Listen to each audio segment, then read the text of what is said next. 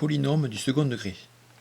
On appelle trinôme du second degré toute fonction f définie sur l'ensemble des réels par f de x égale ax au carré plus bx plus c, où a, b et c sont des réels et a différent de 0.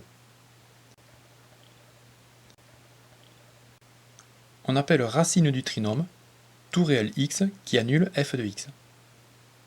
Par exemple, x égale 1 est une racine du trinôme 4x2 moins 10x plus 6, car cette valeur l'annule. Ainsi, chercher les racines du trinôme ax2 plus bx plus c revient à résoudre dans R l'équation ax2 plus bx plus c égale 0. On appelle discriminant delta du trinôme le réel delta égale b carré moins 4ac, où a, b et c sont les coefficients du trinôme. Quand on calcule delta, on aboutit à trois possibilités.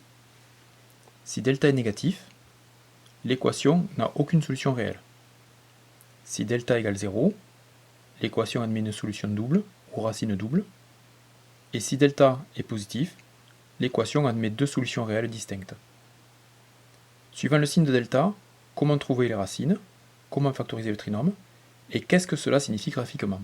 C'est ce que nous allons voir maintenant. Si delta est négatif, il n'y a aucune racine réelle, et donc aucune factorisation dans R. Cela signifie que le polynôme ne change jamais de signe, il est toujours soit positif, soit négatif. C'est le coefficient petit a qui nous donne le signe, le polynôme est toujours du signe de petit a. Vous avez deux exemples, f de x en vert, avec a positif, la courbe de f est toujours au-dessus de l'axe des abscisses. Inversement, g de x en rouge, a est négatif, la courbe de g est toujours au-dessous de l'axe des abscisses.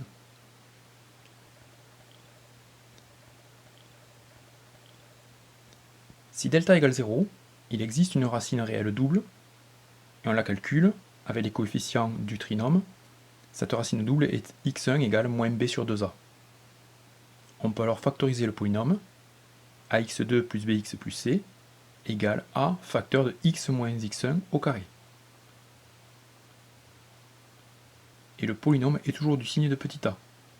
Il s'annule pour x égale x1. Le tableau de signes correspondant est le suivant. x1, la racine, annule le polynôme. Le signe est celui de petit a de part et d'autre.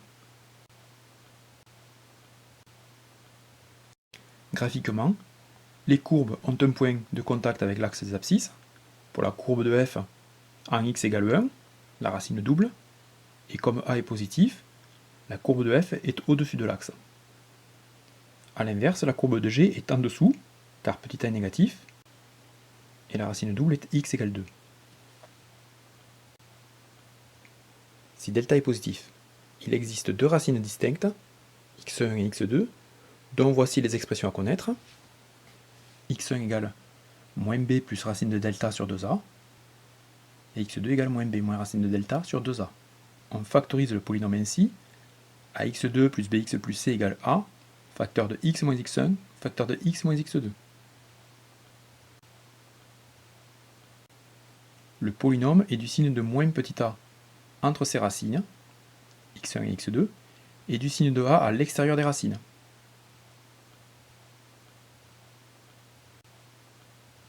Ce qui se traduit graphiquement par une parabole coupant deux fois l'axe des abscisses, en x1 et en x2.